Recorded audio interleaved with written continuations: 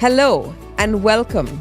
I'm Carolyn, and your neighborhood show is about drawing out amazing stories of everyday people, of times in their lives when they have felt both connected and supported, as well as when they have felt disconnected and unsupported. And the aim is to normalize both connection as well as disconnection as being part of life. None of us escapes feeling disconnected at some point in our life, and that's okay and perfectly normal. But how do we then move from feeling disconnected and unsupported to being able to thrive in our lives? Your neighborhood show celebrates life by acknowledging all aspects of being human, up, down, and all over the place. That's the nature of life itself. So let's feel it, experience it, and celebrate it. Welcome. Hello and welcome to Your Neighborhood Show. I'm Carolyn, and our guest today is the lovely Sonja de Sterke. I got that right. And Sonja, I've only recently met Sonja because she sings in the amazing Ubuntu Wellness Choir. And I've probably met you a couple of times, but there was something so lovely about you that I was drawn to you both times when you were singing in the choir. And then when Yani, who is the choir mistress, I asked her, do you know anyone who would be somebody that interesting that I can have as on my guest? And of course she suggested you. So I don't know that much about Sonja, but we are going to find out a lot by the end of this episode. So welcome, and thank you for accepting the invite to be on this podcast, Sonja. Thank you. I think this is a great adventure. When you asked me, I was like, things are synchronizing again. It's so lovely. Oh. So this is brilliant, and thank you for putting trust in me and the time to do this together. You've put in a lot of time, and I thank you for that. Yes, your story was so interesting. I really got sucked in, and yesterday I was listening to the recording because I recorded when we were chatting. For another 3 hours, I was listening to your story just so that it could be fresh for me, and I was still like so engrossed in it because it was so. I'm just placing myself in your boots and. Wow. I don't know how I would be in that situation. So you're a very, very brave human being. And I'm keen for our guests to find out. Wow. So we'll go as we always do, starting off with your childhood. Okay. From 0 till about, say, 8 or 10 or whatever works. Give us a little bit of a background. So I was born in 1961 in the Netherlands in a place called Scheveningen, which is a famous beach resort in the Netherlands. And my father, he's still alive, he's 90. He was a survivor of the concentration camps. And he, as a child, he was there. And he met my German mother in that resort on the beach. So they married. So your father was 9 when he was in the concentration camps? Yes. And he escaped. Did his parents survive as well? The whole father side of the family was deported to, I think it was Auschwitz, but I'm not sure. There's, I've seen all the records. It's heartbreaking. They were all put on the train. Up to a lady, an aunt like 81 years old, was put on the train, transported off. He survived. So by himself? He ended up, you wanted 3 hours? He stayed with his mother, not with his father, who were Jewish. They were all transported. Then his mother got really scared because she was not Jewish, and she put him in foster care. She put him with refugees. So for 2 years he was in The Hague in a little unit, locked up, hiding from the Germans. Eventually he was found, transported off as a child to the concentration camps, and he survived by doing, he was a child, he did as he was told. And then he told me one day he couldn't take it anymore, and he lay down in the snow to die, and the guards missed him and he ran off. For somehow he didn't die there. It was freezing cold, I don't know. And then the people there must have been the Polish people, and afterwards the German people helped him. So he survived. There were 250,000 people that died there. My goodness. Yeah, and he doesn't want any publicity about it. He doesn't want to talk about it, which is. But this is part of my story. Yes, of course. Yeah. And your mum? My mum grew up in Germany, just in Aachen. It's an old Roman city. Those places were bombed. Her mother had to take the children into the countryside to forage for food, to keep everybody alive. Her mother wasn't a warm person, but she was very good in survival.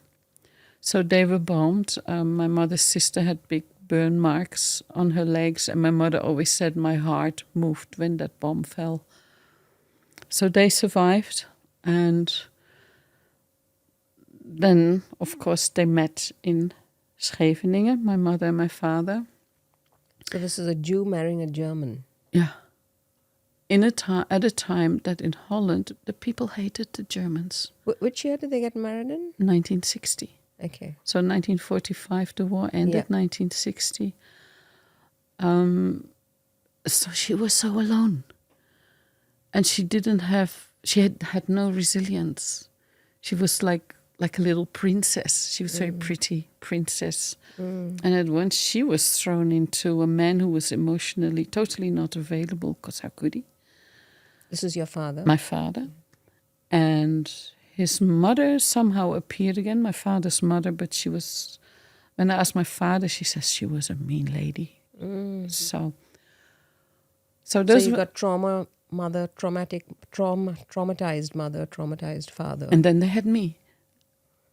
So, I mean... So what was your 0 to 10 years? We moved around a lot to different cities because my father worked for a bank and he got promoted a lot.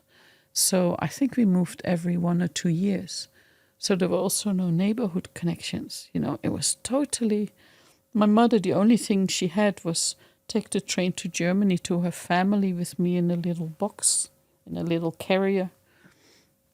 So that's what she would do if it got really too much. And in your home, before you moved to that lovely village where you had met all your lovely friends and it was, you said your life changed, what was it like for you as a young child? What do you remember in the environment in your home? No happiness, not being able to connect to people. At school, not being able to connect, since schools changed a lot as well. There was just no joy. Within the home? Within the home, there was no joy. It was a place to really escape from if you could. And you mentioned the atmosphere was quite dark. You used to feel, you experienced that. Yes, so what happened then when I got older, I got so scared at night. I think there was I'm quite a sensitive person, a spiritual person, and I just felt all this darkness that people were carrying and not resolving, you know, they were just Your mom and dad? My mom and dad. All this, my father, I mean, imagine what clearing you would need to do to heal from such an experience. And if you don't, you pass it on. Yes. So and then you had a brother. You've got a brother as well. Yes. So my brother, he was actually sleeping with his eyes wide open. He had this terrified look on him as a child, and they were very worried about him. He was 6 years younger, so I wasn't closely connected with him. And he was very close to my mother and not at all to his father. And your mum, what was she like growing up in your earlier days? Were you close to mum? We had some interactions. She was very good in art, in making things. So I really took away from her. Okay. When she had her good moments, she was an excellent cook. She was excellent gardener. She was dressmaker. She was really good in making clothes. A very creative person, but that was difficult to express if you are I would come home and she just wasn't present. I remember from kindy You said was mom unwell? No. I don't know. I still don't. I know mentally she wasn't strong. But then I think in hindsight, with the tools you were given at that time and the life you were living, who would have coped with this? And you said she became alcoholic. Then she became alcoholic. I think I was thinking about a conversation. I thought I might have some brothers and sisters somewhere. Okay, so your 0 to 10 was not very. It was 0 so to difficult. 8 was very difficult for you, and you so don't have hard. very pleasant memories of that. No, really young age. No, it was just, and I didn't trust the establishment. I didn't trust the teachers. I didn't trust anybody. So then Dad moved to another city, to another village, So farming village. Tell us about that. He got a job in a city on the east part of the Netherlands, which is all farmland, and so he got a job in the city there, and then he bought a house in the village close by, which was just this beautiful little bungalow on the edge of a forest, surrounded by lots of other. It was just a whole new place they built in harmony with nature. So it was really gorgeous. Only the first year I was there, I was so disconnected again. And they were still building things and building the road. It was really depressing. And then things changed slowly. I went to the school there. Everybody went to the same school. Everybody played in the same street. And it all started developing from there on, that when I was 11 or 12 and hit puberty, at once the boys were interested, at once there were friends, and my life just shifted. And you mentioned about the 5 girls, that even though at home your life in the house wasn't that good, outside of the house you met these 5 girls. And there were more. There was like, I thought about it, there was like a whole tribe, but we had this little group that would cycle to school, because the school was in the city, 8-kilometer cycle each way. And we would always cycle together. Yeah. So when I remember once, I didn't get up or something, and they would wake me up and come on, school. So your own little sisterhood as a young girl. Totally. Yeah. And then you also mentioned at night you used to all hang out together and have parties, and so you had a really lovely village kind of experience. It was just like, when you're talking to you now, it's like it brought back part of my soul. It was like I felt joy again. So quite in contrast to your younger child, like this is, it is kind of puberty. So 8 to 14, you said you were in that place. Yeah. How was your relationship with mom and dad in those years in this new village? I didn't want anything to do with them. I felt embarrassed by them. I didn't enjoy their company. My mother was always sad and drunk. My father was absent. I mean, imagine breakfast, it's still dark. My mother takes out the frozen bread the night before, puts it in little piles with peanut butter. That went on for years. And I sit there in the dark eating my sandwich, and the other sandwich would be for lunch, for school. My father would be awake with me at the same time. He would not even say good morning. He would just walk. He was so depressed, non-present. I understand it now, but it was like, my goodness me. And you were just that young, tender girl. Yeah. And angry then. I got angry then. I started getting angry then. And you did mention that when you used to come home, Dad used to get angry with you, and he... When I was younger, my mother would... When you say younger, what age are we talking? I remember even 2 or 3 years old, ongoing. And I remember him coming home and my mother just going on and on what an awful child I was. And my father was full of rage, of anger, not able to express himself, so I got hit. And he doesn't remember this. I can't even tell him. Well, he's in his 90s now, so his memory's I'm probably just gone peace. even more. Yeah. Oh no, his memories. is still there. But Yeah. he will never ever admit that. Wow. So that went on for a long time until at some point I'd had enough. I got very angry too. I mean, there was. And then you had a word with him, a firm word with him and I stood in front of my father, the tall, very tall How old guy, are you now? 12 years old. Uh-huh. And I stood in front of him and I said, "You're not hitting me anymore." And I've had this sometimes. It comes from an inner place, and it's like you grow bigger. Something grows bigger. I don't know what it is. And at once it's like nothing can destroy you. Mm. And it's just like, no. Mm. And it doesn't happen often to me. It has been a few times. Saving grace. And I was like, no, you're not doing this anymore to me. And you stood up to your father at the age of 12. And so you speak of this connection to something bigger than yourself, which you call God. Some of us call God, some of us call whatever we call it. Sounds like you had the reassurance in the absence of your reassurance from your parents and the love and connection with your parents. You had that kind of carried you through the rest of your life, even there was from a what knowing. we'll hear. There Yes, was something. a knowing. I'm going to travel. I'm going to have fun. I have to stay here until I'm old enough to leave.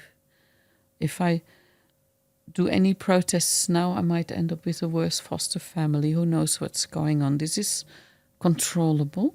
Mm. You have a good support network around you. Hang in there.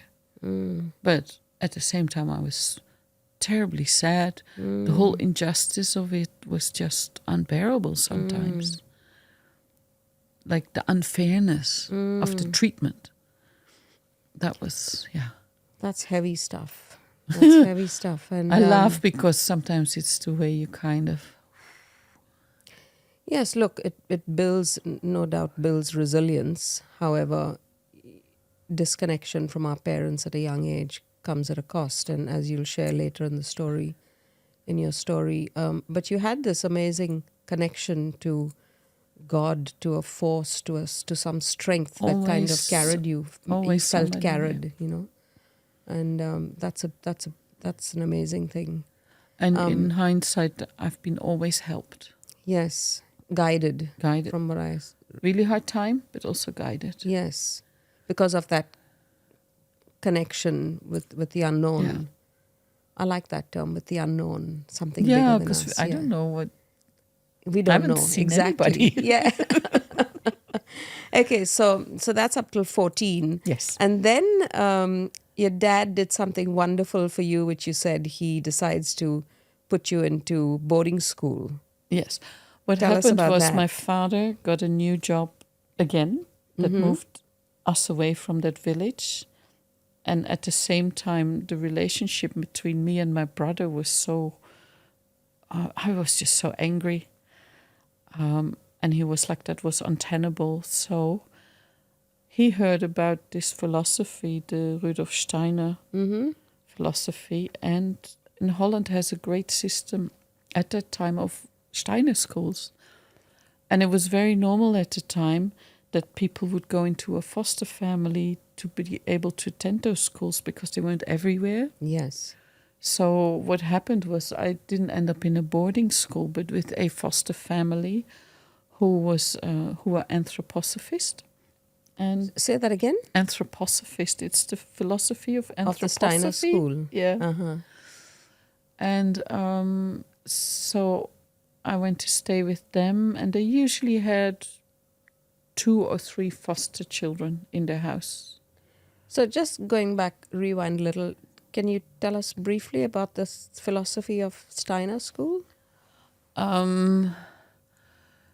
Rudolf Steiner was a person who could clearly see the spiritual world, and he could see how that influenced matter. Mm-hmm.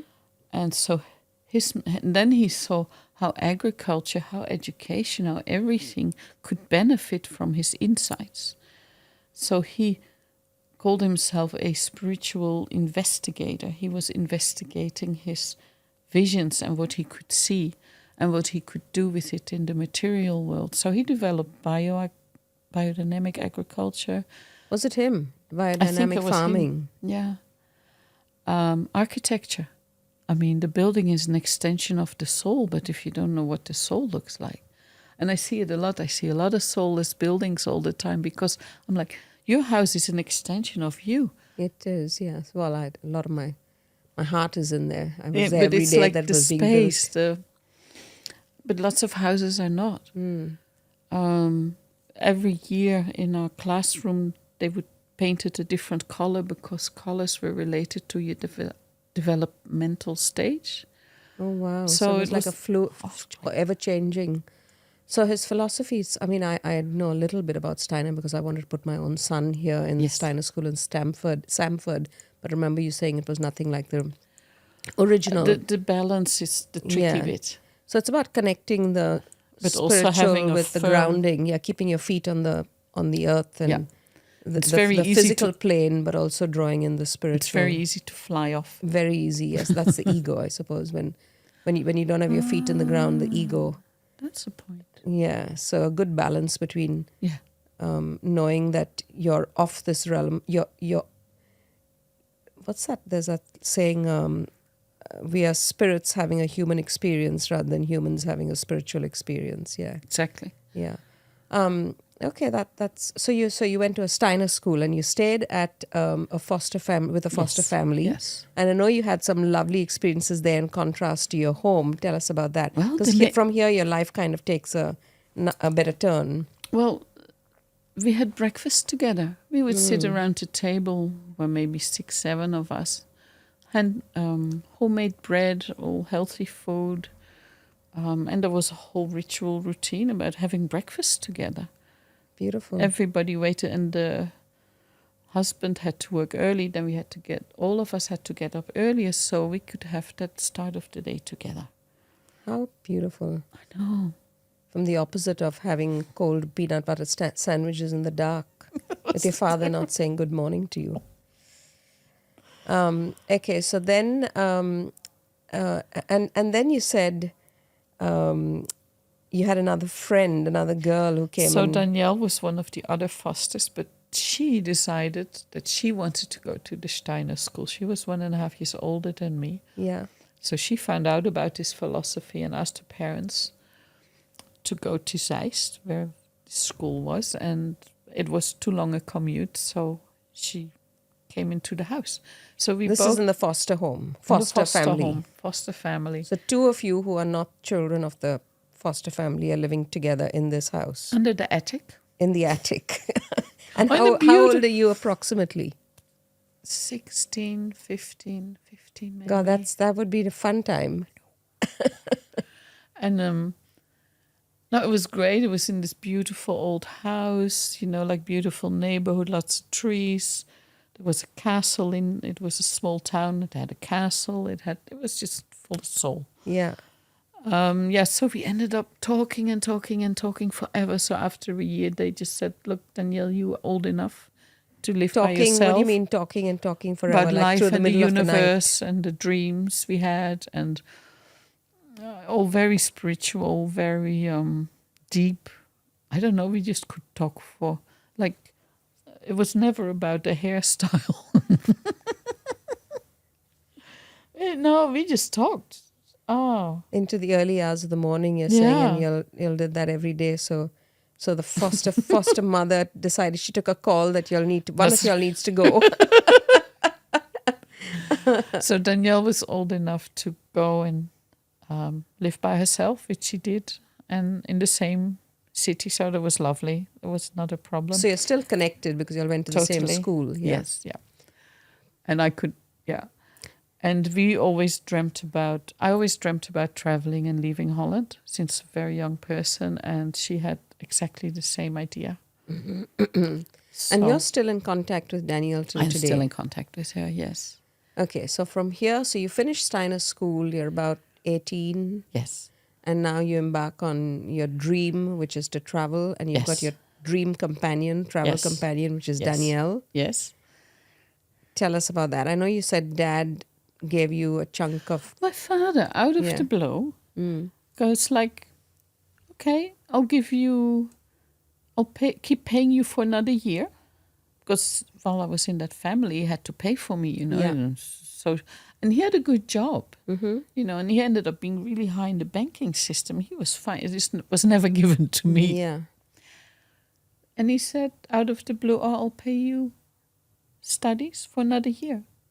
And if you travel, I bought all American Express travel checks, and the dollar after that went up like crazy. So I had money. Mm. And we lived off nothing. Mm. I forgot While how. you're traveling. Yeah. We always.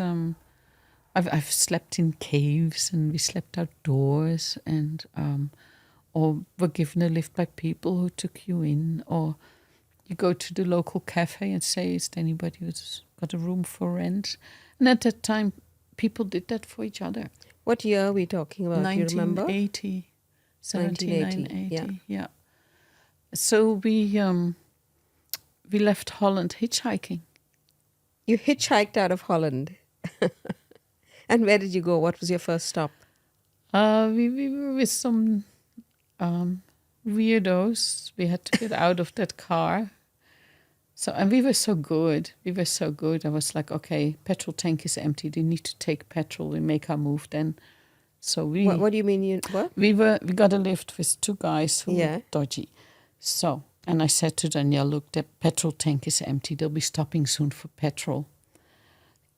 The car. Yeah. And that's when we made our escape from that car before anything. Because they were dodgy. Very dodgy. So you all were quite switched on. Very. Yeah. Both of us. So I suppose you've got to be when you're traveling on a... When we saw each other again, we said, it's a miracle we didn't die.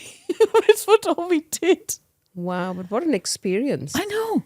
So then, I know what an experience because I've heard your whole story, but we'll go into it. So you went from Holland, you hitchhiked out of Holland, and what was your first stop? And then we ended up, initially we were going to find Atlantis.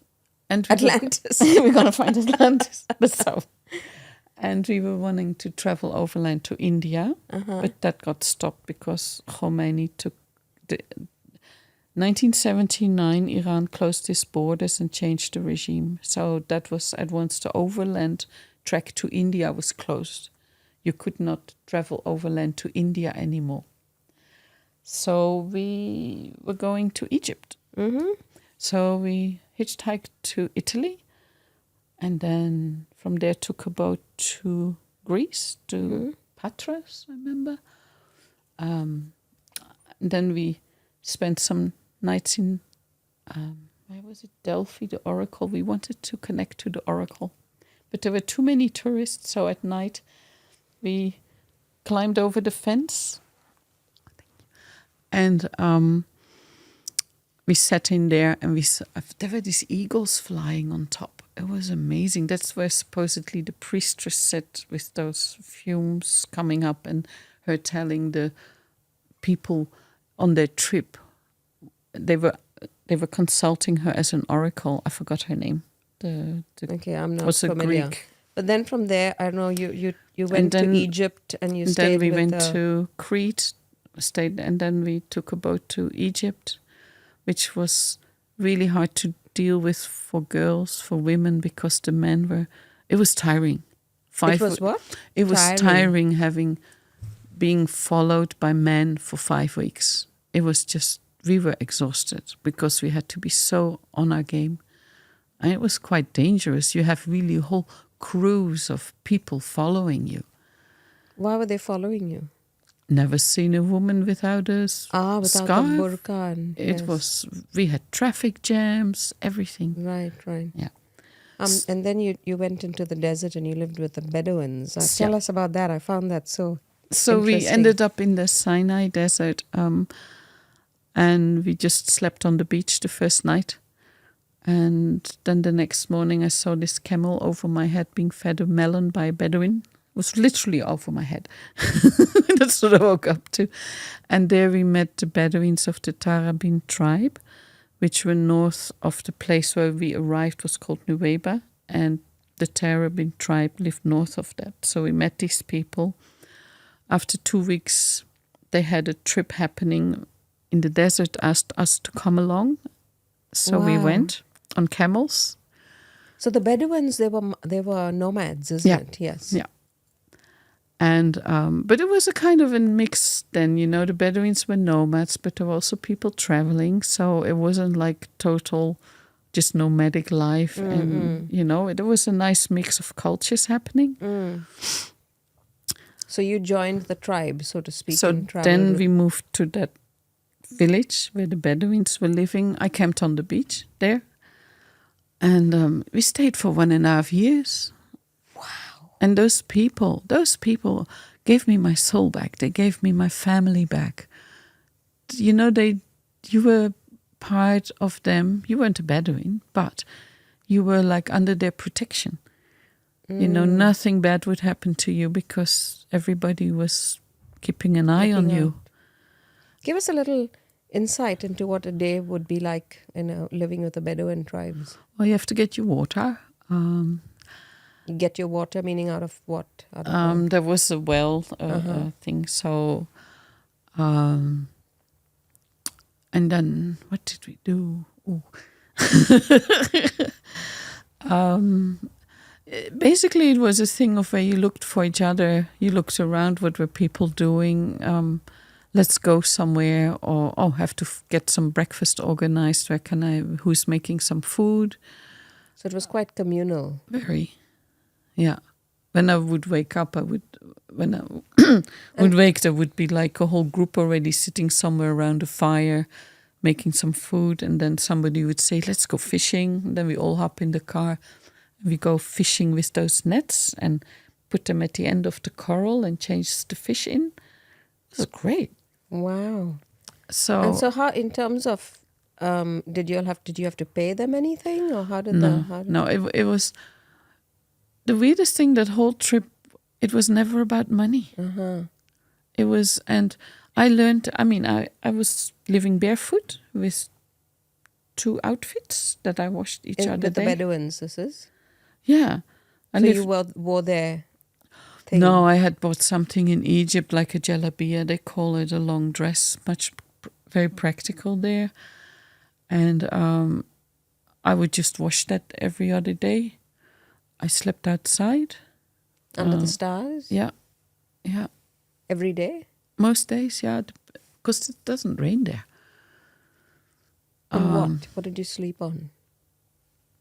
Sand, I remember, or some kind of mat. My goodness, what an experience! So I learned you don't need money to be happy. You see. So you're surrounded by these amazing people that kind of took you into their fold and made you part of their commune. And Danielle as well. No, we spent so night. you two were together. That's we were right. together, and we would sit at night around the fire with all these people and learning Arabic, like they were joking around. It was great. It was just the sitting around a fire is the best feeling for me. Yes. It's that's when I feel completely where I'm supposed to be.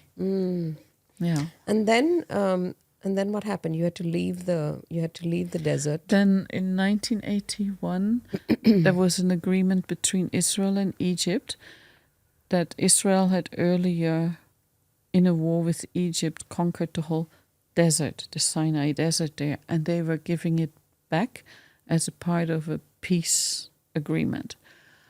When they were giving it back, all the people that didn't originally live there had to leave. So they were clearing it all out. Israel took all the military out, which was huge. I remember you saying there were these trucks and trucks of stuff leaving. You all could see it on the ridge. We would be on the beach and we would see the road going through the mountains. It was amazing how much equipment they took out. Wow. It was incredible. So you all had to leave at that point? Yeah, so we had to leave. Where did you go after that? We went to Crete. Back to Crete? Yeah, we went to, what did we do? It's so long ago, But that's where you lost your passport. And so in Crete, lost my passport. I think Danielle was still with me, I'm not sure. And I go on the ferry from Chania to go back to Athens, go back home. There's this guy. Why did you decide to go back home? I had to because I needed a new passport and I had to go back to Holland. Of course. And the thing is, I didn't worry about anything. It would have freaked me out now. nothing. Oh, okay. I don't know. And so this guy I met. Losing your passport didn't freak you out. No. So Footloose and fancy free. That's what youth does for us. We get a bit hyped up as we get older. Okay, so you're on a. I'm not like that anymore, I can tell you. But my goodness, just So I met this lovely person called Dieter. He was traveling back from Greece to Germany, to a city that So was. where did you meet him? On the ferry from Chania, Crete, to Athens, and from there I didn't plan. So he said, "Oh, I'm driving back there. Do you want to come? You want a lift?" That wasn't hours away from my mother's house, but in Germany. So that So happened. you got this lift Yeah, from this Athens to Germany. 4-day drive. Wow. Just by meeting a random person on a ferry. I know. Oh my God! When I talked to you last time, I was like, "My God, my life has been." It's been really tough, but also full of so many gifts. Lots of gifts. Goodness. Like you've had this disconnect from your parents and not so great childhood. But then when you leave home, seems like you've got a trail of connection with just strangers and like really good connection, which has carried you forward into different and amazing experiences, from Bedouins to this lift to the friends, Danielle, and so on and so forth. So you go back to your mother's house, you get this lift, and you're going back to get your passport, I'm guessing. Yes. And how was it for you when you got back to be with your mum? That didn't last long. Okay. That lasted a week, maybe. How long was it between leaving and coming back? Do you know? Maybe 2 years. 2 years, yeah. No, that didn't last long. So I rented a room in the city center in Eindhoven. I was this time another city. And this is still in the Netherlands? This is still in the Netherlands because I had to wait for my passport. And I tried to remember last I talked to you what really was happening. So I found a job in a bar. And maybe I can't talk about that. It's all the drugs thing I can't talk about. But the good stories. Anyway, and then Dieter and I had become good friends. This is the guy that gave you the lift. That gave me the lift. Danielle found a man from Australia that she was dating. So she came back as well? I don't think so, but we all somehow caught up again. Yeah. I really have to check diaries and stuff to figure out the logistics because I forgot. Okay. But what happened was Dieter said, "Look, I'm not staying long here. I'm going back to Greece. Come with me." So I went back with him to Greece. I remembered. Yeah. And I stayed there for 3 or 4 months, and we lived in his car in this village on the water next to the Greek restaurant where we could use the toilet. This was so simple then. And again, a whole tribe of people that we hung out with. Wow. Yeah, but I think life was like that then. It was still a leftover. Went with the flow kind of thing. And it was still after the hippie trail, like it was still going. That lovely thing where people really connected and supported each other. Because I lived in a cave with other people and we shared the food and everything, and nobody had money and it didn't matter. And I don't think that's happening anymore. Yes.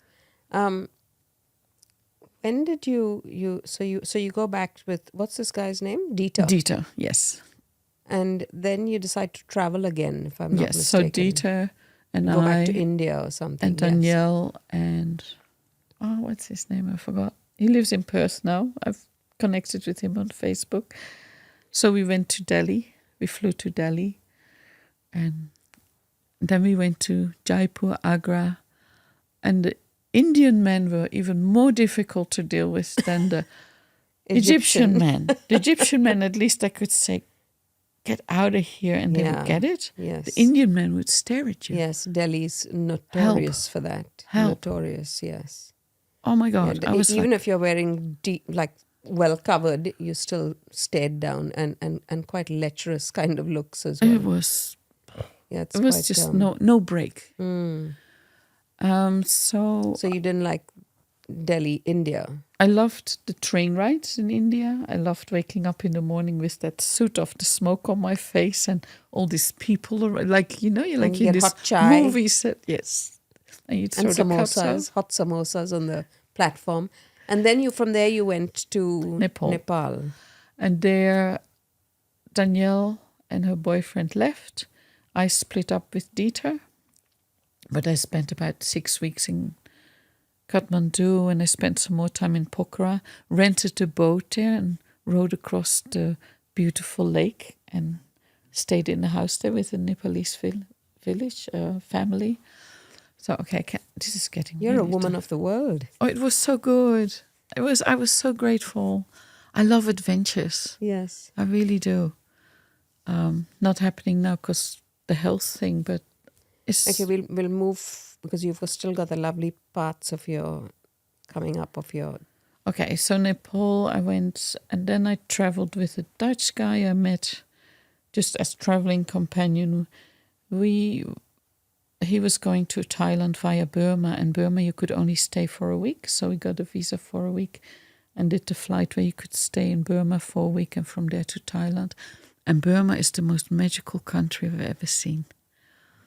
The train was really old. There was no place, and people just took you in, come sit with us. I had grandma sleeping on my lap. Food was handed out. I mean... Gosh, this sounds like almost euphoric experiences that you've had in your travels, which is just beautiful, yeah. I'm not sure whether everybody has that, because you've seemed to have kind of attracted lots of generosity and kindness. Amazing. Yeah, which was lacking in your home environment, and you've got it from everywhere else on the amazing. So then I remember you went to, where did you meet? Okay, then I was in Bangkok. Mehdi. Yeah. I met him. I was staying in Bangkok. He's the one you got married to. Yes. I'd run out of money. I could kind of manage to get back, but I wanted to travel more. So I was trying to find work in Bangkok, and I found a job as a graphic designer. Never done it, but try. And then where I was staying, there were a lot of people staying that were a little bit dodgy too. Lots of refugees. People that were changing their nationality every week. So you stayed in hostels as you traveled? Hostels, yes. And then I met Mehdi there, and I heard about his plight of being a refugee. And the first Where was he from? Iran. Uh-huh. And I said, I would marry you to take you back to Holland. And then within a month, I was actually, let's do this, because I fallen in love with him, really liked him. So we got married. So you married him in Bangkok. And then went back to Holland. Then we had to wait about quite a few months to get the visa. And somehow my father, he had to deal with this all. He had to be the guarantor for the husband's visa. So he was sent a picture of a Persian man. Well, your daughter is married. Please approve. And obviously he did. Yes. Well, that's amazing of him. He doesn't even know who this man is. No. I don't know. My father was a traveler before as well. He traveled a lot, and then he became quite settled. But yes. So and then so you go back to Holland. You're married to Mehdi. And that the first year again was horrible. Was no connection, No connection with people back in Holland. Yeah, because I left it for quite a while. I didn't have. You've been traveling a lot, yeah. So that was really a harsh reality check. So yeah, so I ended up in sales, and then I studied at night and became a media planner. And then got an amazing job at an ad agency being a media planner. So you've kind of settled down in Holland for a bit. Yeah, bought a unit. Yeah. And after 7 years, Any children? No children. And Mehdi said, I really don't like it here. I want to leave. And I was always like, look, I don't think I will end up in Holland for the rest of my life. Who, you said? Me, yeah, always. So I was like, that's fine. So we had nice furnished unit, nice jobs, sold everything. You definitely took on the Bedouin I'm not like that anymore. But I admire that you can just get up and go if you're not happy. You create your life the way you want to create it. Yeah. Like, if you look, that's kind of a bit of a pattern right from your childhood, Yeah. No, not a great environment in the home, but you made your friends. You go to boarding school at the foster family. You made friends with Danielle. You take off on your travels. You've made your life happen irrespective of what else was going on. Yeah. So you're quite a creator in that way. Because I wanted to enjoy this life. I thought there was... So where did you decide to go? You were not happy in Holland. What happened then? Let's have a look in Australia, check out Canada. What made you think Australia? I've never been here, but I love the idea of the space, of nature. I love the idea of indigenous people. Like that was really sad because there's nothing romantic about the indigenous people in Australia. It's a really sad story, and that I wasn't aware of before I came here. And I wanted to live in a first world country because I really wanted to do something, like career-wise, and I could not see that in the Asian countries at the time. So it would be Australia or Canada. Canada, people were working very hard and not getting much money. Life, it's like Australia is now here. Canada was like that. You had to work 2 jobs to just pay your rent. Right. So you came, where did you come? Which part of Australia did you fly? Perth. We first went to Indonesia for 2 months, then landed in Perth. And we had a friend in Perth, so that was really, and met some nice Persian people there as well. So it was actually really lovely. And then Sydney, and then we want to come back to Australia. Let's go and apply for a visa outside of Australia. You couldn't apply from here? No, you have to leave. Well, we had so then you go to Canada. And then Canada told us you have to go back to Holland, to the Netherlands, to apply for your visa. To Australia. If you want an Australian visa, you have to go back to the Netherlands, apply there, and wait 1 or 2 years. And I was, I don't want to do that. I'm not going back to Holland. No, I just left. It's like sold everything. So what did you do? So apply anyway. Put the papers in. What made you do that? So you were told that you wouldn't get your visa, but if you applied from Canada, I have no idea. But you just did it anyway. Yeah, I have no idea. Listen to your own intuition, perhaps. And then what happened? So then we stayed in Canada. We were first in Toronto, then in Vancouver. The nice thing about Persian culture, they always, as I talked to you about before, they always find each other. They're always together. They cook lovely food together. They give me a sense of home, Persian people. Like my ex-husband. But hang on a second. So you're in Canada. With the Persian husband. With Mehdi. And you've applied there for the visa. Yeah. And what happened with the visa? You applied even though you didn't think, they said you wouldn't get it. But then what happened? We got it. Okay. So it took 4 months to get the visa. The husband came as my dependent. So I was the main, because I fitted the point system to go to. So even though the Canadian authorities told you that you wouldn't get your Australian visa. This is not how it's done. That's what they said. You just listened to your own intuition and you just did it anyway. Sounds like you always do your own thing and somehow wing it. And then you got your immigration to Canada, to Australia. At QUT, my boss called me a free agent. That's amazing. So you just took a punt and applied, and you got your immigration. How long did that take? It took about 3 or 4 months to get the paper. Totally impossible. And we had only 2 weeks left of the Canadian visa. And you got a letter saying that you got the visa into Australia. Wow. Yes. What was that like for you when you Great. found out? Yeah. Great. I was just like, what? Oh my gosh. Yeah, I loved Australia. When I came here, I was like, boy. So you moved to, where did you when you got we your flew into immigration? Cairns and then kind of figured out Brisbane would be a good bet because of the weather, easygoing. I still thought I would get a job in advertising, but that there was a recession here, so that was blocked. That What road. year is this? 82, maybe. So you're in Brisbane in 82 with your husband, Mary's. 82? No, 92. I needed. That's whatever. That's okay. We won't get into the years. It's been a long life now. A very interesting life. So you're here with Mary's. Yeah, nothing's happening. No jobs, and no jobs for either of you. Either of us. Okay, because there's a recession. Yes.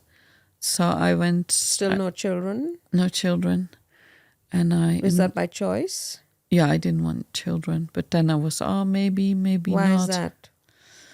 Because Mary wasn't really a good provider, and I would have been so stuck with a child and have to look after him as well. I didn't want to do that. And the big other thing was, I was still processing my own things.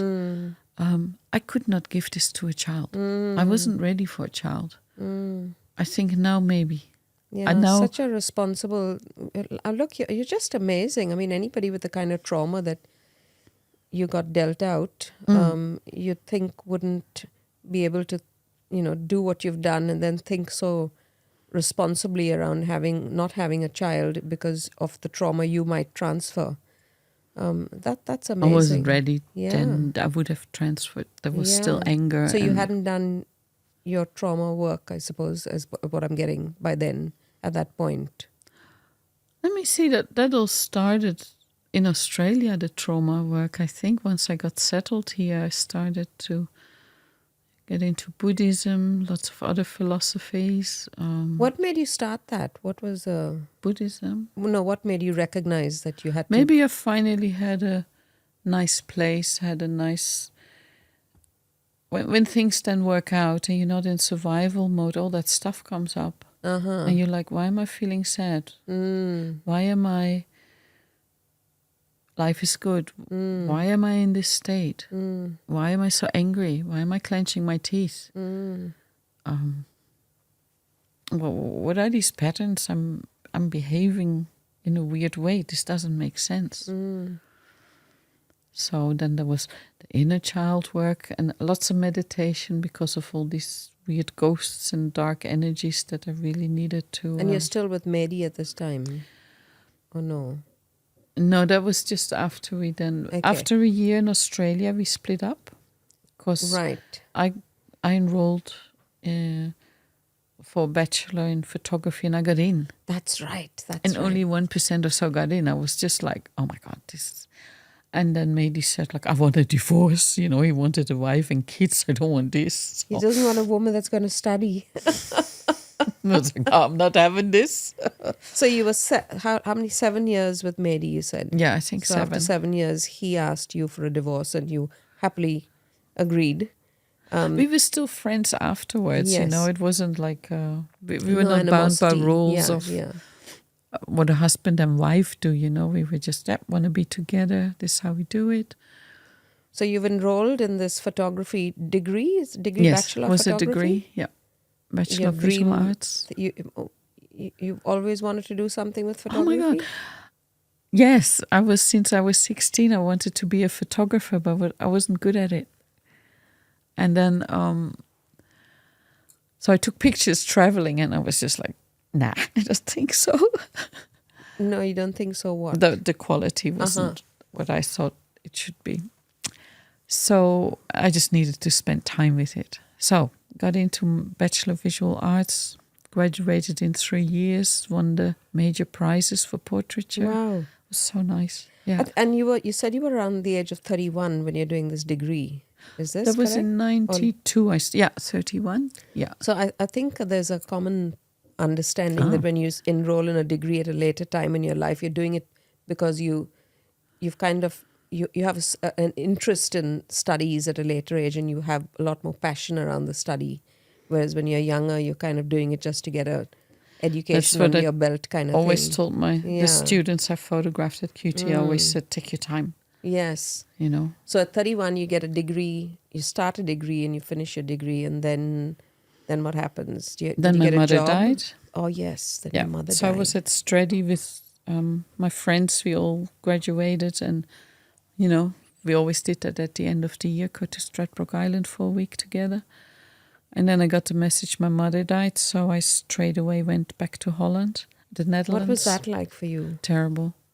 By the way, during your travels, Yes. were you in touch with mom and dad at Because times? Danielle was an avid writer. She was always writing, so she got me. We would sit somewhere and she started writing, so she helped me to at least write to my parents. So I have letters to my parents. So you did write. So you were Yes. in contact with Yes. them. So Yes. then when you hear your mom has passed, what was that like? A lot of anger. I flew back to Holland. So and my father, again, he was there. He said, like, look, I'll pay your ticket, come back to Holland. You have to say goodbye to your mother. Because my father they were already divorced a long time. He was remarried. So I went back, went to a funeral. Didn't stay long, only 2 weeks. Reconnected with my brother because I hadn't seen him in a long time. And then it's like my world fell apart, like the grief, the pain. It was like I grieved the mother I never had, but because she was now dead, there was not even a hope of that. And I sunk really deep. It was really sad, really dark. Didn't know how to get out of that one. Plus, I just finished my degree and I didn't have a job. You see, I was just like, So with this vortex of nothing. yes. Yeah. And how did you deal with that?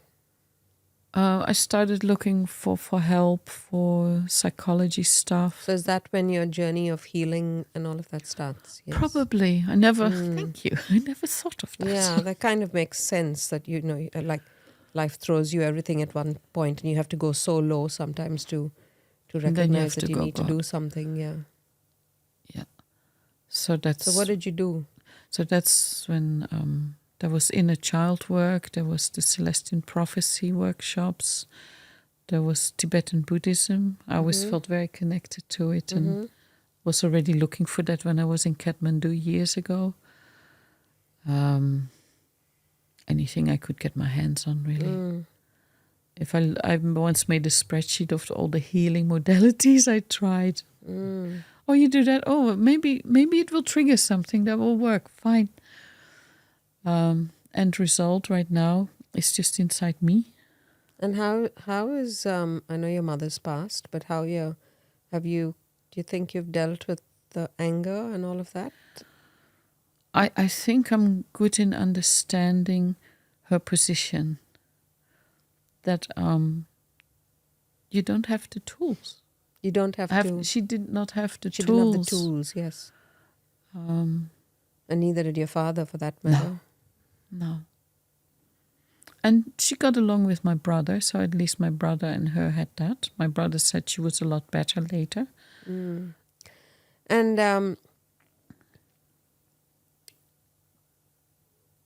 then you met your current husband. Okay, so my mother died. Yes. 3 months later, amazing job offer, Queensland University of Technology. Oh, come as a freelance. Oh, our photographer is gone. Please make it permanent. We need you now. So you're right down there finished your degree, no job, mother dies, you're in a dark place, and then you're pulled up again with this. A job I would never get if I applied for it, ever. Never. Somebody from Griffith recommended me as a freelance, and then once the guy who was the 16 years left. Okay. And so they offered you that job. They needed somebody right there and then. So I had contracts for 2 years, and then they could make it permanent as a permanent job. And was it a good pay? Great. Photographers don't make much. They spend their money on all these things. Equipment. and there's no profit. It's really, you have to work so hard. When I saw a lovely lady walking out the door, I was, that was my life. Yeah. And I didn't want to run my own business because I wanted to do photography. Now I got there, a studio, 2 stories high, huge, 3 So you dark landed rooms. your dream job just by, like it landed in your lap kind of thing. And that happened to me before. Yeah, I so would never get your them life as an goes, so it's up and down and up and down. True. But yeah, that's amazing. And then how did you meet Ange, your husband? Okay, so I had a flatmate. Actually, maybe Verity Woodford. You might know her. She used to run the BMAC cafes, Brisbane Ethnic Music, and she was involved with Yanni's choir some while. Because through her, I found Yanni's choir. So we were sharing a house, and she was dating a man from Madagascar. This man from Madagascar had a friend that she was dying to meet. So it was organized that we all go to a restaurant called Out of Africa in Indropilly. And that's where you met him. And there was this lovely human being, much younger than me, so kind, quiet. And I was like, oh my God, I can't scare him away.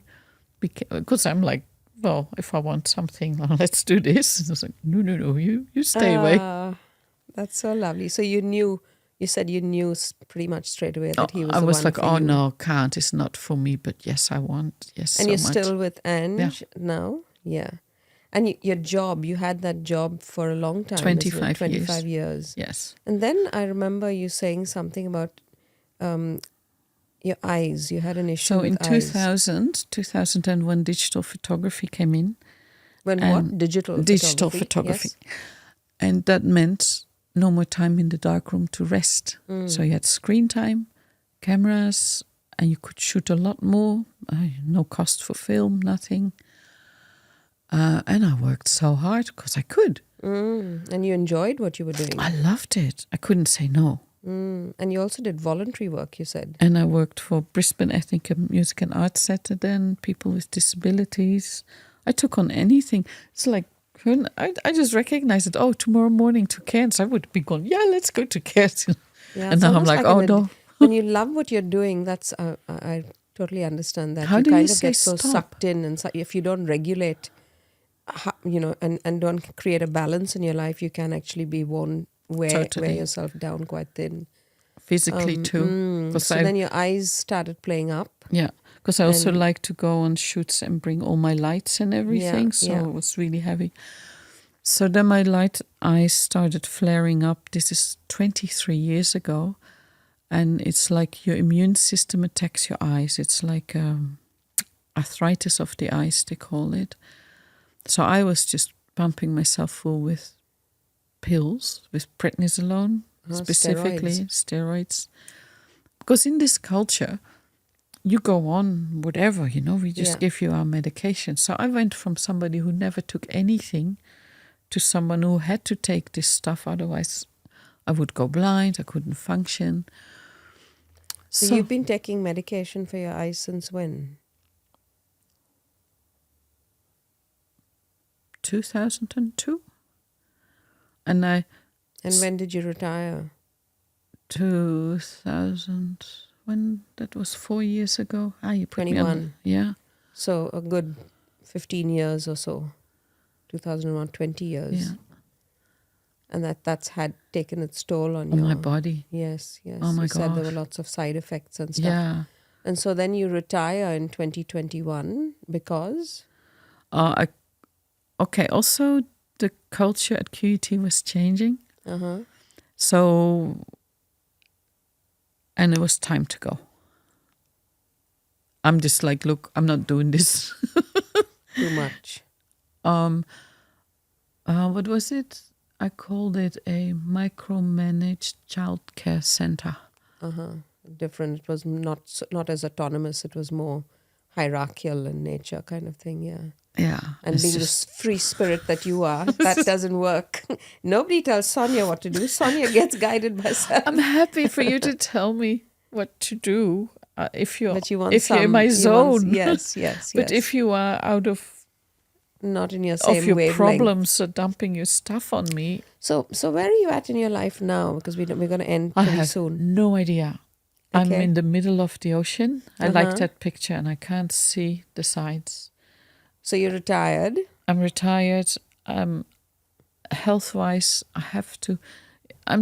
It's clearly being told, stop doing. Stop it. Just accept that you're not doing anything. The moment I go over it, I feel sick, something happens. So I really don't know. I can still feel my eyes hurting, but I'm not on that suppressant medication anymore. So you're off the medication. What does your day look like? I find I like going to the sauna and then do a cold bath. So I do those kind of things. I garden. I have a lot of projects sitting there that I want to do, but it's not. So you indulge in self-care at the moment? You're doing a bit of self-care, okay? Yes, totally. Healthy eating and bought a new juicer for veggies.